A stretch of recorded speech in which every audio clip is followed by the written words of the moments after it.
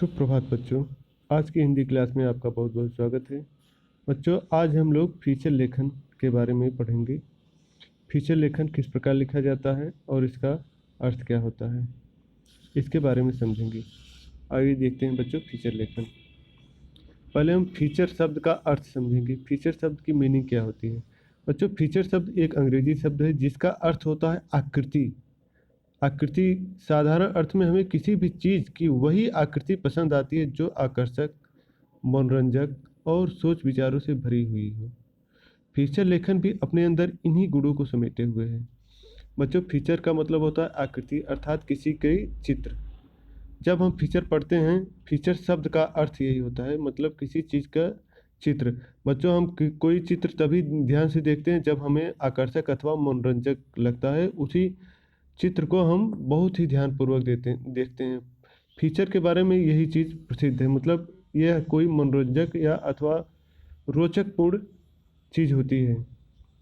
आगे हम लोग देखेंगे फीचर लेखन से क्या आशय है, मतलब फीचर लेखन से क्या आप समझते हैं।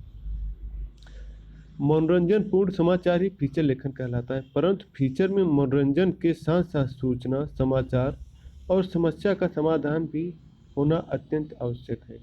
हाँ, फीचर पढ़ने के बाद जब पाठक सोचने पर विवश हो जाए तभी फीचर लेखन सार्थक होता है। बच्चों, फीचर लेखन क्या कहलाता है। फीचर लेखन एक समाचार का ही एक भाग है, समाचार लेखन का ही एक भाग है, परंतु फीचर लेखन में मनोरंजन का भी ध्यान रखा जाता है और इसे रोचक बनाने के लिए तरह तरह के आप चीज़ें प्रयोग कर सकते हैं। जैसे किसी भी चीज़ को मनोरंजक बनाने के लिए वो आप अपने वक्तव्य भी उसमें जोड़ सकते हैं, उससे संबंधित व्यंग्यपूर्ण बातें भी कह सकते हैं, जिससे कि उसमें कुछ रोचकता आ जाए और पाठक पढ़ने पर विवश हो जाए। आगे है बच्चों, फीचर लेखन और समाचार लेखन में अंतर क्या होता है। देखो बच्चों, फीचर लेखन में साहित्य और समाचार का संगम होता है। साहित्य और समाचार का संगम मतलब बच्चों, साहित्य जो होता है जैसे नाटक, कहानी, उपन्यास आदि, ये साहित्य की श्रेणी में आता है। इनमें क्या, इनका उद्देश्य क्या होता है साहित्य लिखने का। कहानी, नाटक, उपन्यास। बच्चों, कहानी, नाटक, उपन्यास, कविता, पोयम, ये लिखने का दो ही उद्देश्य हो सकता है। एक तो होता है मनोरंजन प्रदान करना, दूसरा होता है शिक्षा प्रदान करना। यह साहित्य का मूल विषय होता है। परंतु समाचार का क्या विषय होता है बच्चों, किसी भी घटना की सूचना प्रदान करना। फीचर में बच्चों इन दोनों का संगम पाया जाता है, साहित्य का भी और समाचार का भी। मगर समाचार में क्या होता है बच्चों, समाचार लेखन शुद्ध पत्रकारिता है। इसमें केवल और केवल सूचनाओं का संकलन होता है। फीचर में साहित्य और समाचार दोनों का संगम होता है, मगर समाचार में क्या होता है, इसमें केवल और केवल सूचनाओं का संकलन होता है। पत्रकारिता का एक भाग होता है जिसमें केवल और केवल किसी भी घटना का सूचना प्रदान करना इसका मुख्य उद्देश्य होता है समाचार लेखन का। मगर फीचर लेखन का घटना की सूचना के साथ साथ मनोरंजन भी प्रदान करना इसका मूल विषय होता है। आगे देखेंगे हम लोग फीचर लेखन की लोकप्रियता के क्या कारण है। पारंपरिक लेखन में मनोरंजन और शब्दों का खेल का अभाव रहता है, जबकि फीचर में इसका बाहुल्य होता है। आज के लोगों की मानसिकता के अनुसार उन्हें किसी भी समस्या का मनोरंजन रूप से समाधान चाहिए। यही कारण है कि फीचर लेखन काफ़ी लोकप्रिय विधा के रूप में सामने आ रहा है। बच्चों, पारंपरिक लेखन मतलब हमारे यहाँ जो लेखन लिखा जाता है उसमें शब्दों का ही खेल रहता है, और जबकि मनोरंजन का अभाव रहता है। मतलब कोई भी घटना को आपको लिखने के लिए बोल दिया जाता है तो आप सीधी सीधी एक चली परिपाटी पर आप लोग लिख देते हैं कि उसके बारे में लिख करके जी छुड़ा लेते हैं। मगर फीचर लेखन की क्या विशेषता है, इसमें मनोरंजन का भी स्थान होता है। घटना की सूचना के साथ साथ मनोरंजन होता है, और उस घटना की उस समस्या का समाधान भी उसी फीचर में सुझाया जाता है, जिससे कि पाठक पढ़ता है तो उसे एक संतोष प्राप्त होता है। मतलब यह समस्या है, इसका समाधान भी कुछ होना चाहिए, और उसे एक मनोरंजक तरीके से प्रस्तुत किया जाता है, जिससे कि पाठक के मन में निराशा न उत्पन्न हो, उसमें कुछ आशा की किरण दिखाई देती हो, एकदम नीरस लेखन न हो। इसीलिए फीचर लेखन बच्चों एकदम लोकप्रिय विधा के रूप में हमारे सामने आ रहा है। और इसे बहुत ही रोचक तरीके से पढ़ा जा रहा है। आगे देखेंगे हम लोग, क्या फीचर में चित्रों का प्रयोग हो सकता है? बच्चों, आप लोग, आपके मन में तरह तरह के सवाल आते हैं, क्या फीचर लिखते समय हम लोग उसमें चित्र बना सकते हैं? हाँ बच्चों, फीचर लेखन समय आप लोग चित्र बना सकते हो। फीचर को आकर्षक, तथ्यात्मक, सूचनात्मक बनाने के लिए चित्रों का प्रयोग किया जा सकता है। साथ ही साथ संबंधित व्यक्ति के उक्त कथन को भी अंकित किया जा सकता है। बच्चों, इसमें कहा गया है चित्रों का प्रयोग किया जा सकता है, अर्थात एकदम रूप से अनिवार्य नहीं है कि चित्रों का ही प्रयोग करिए। आप समझ रहे हैं? आप लोग परीक्षा में जितना कम टाइम होता है फीचर लिख देंगे, और चित्रों का प्रयोग आप बहुत चित्र बनाने में पारंगत हो जल्दी जल्दी तब तो कर सकते हो। अगर चित्र बनाने में ज़्यादा पारंगत नहीं हो तो अपना समय नष्ट नहीं करेंगे। इसमें अनिवार्य रूप से नहीं कहा गया कि चित्र बनाना ही है। और कहा गया है उससे संबंधित व्यक्ति का उक्त कथन, मतलब आप जिसके बारे में कोई भी फीचर लिख रहे हैं उसकी बातों को लिख सकते हैं, या उसके संबंधित कोई भी चीज़ आप उस फीचर में प्रयोग कर सकते हैं।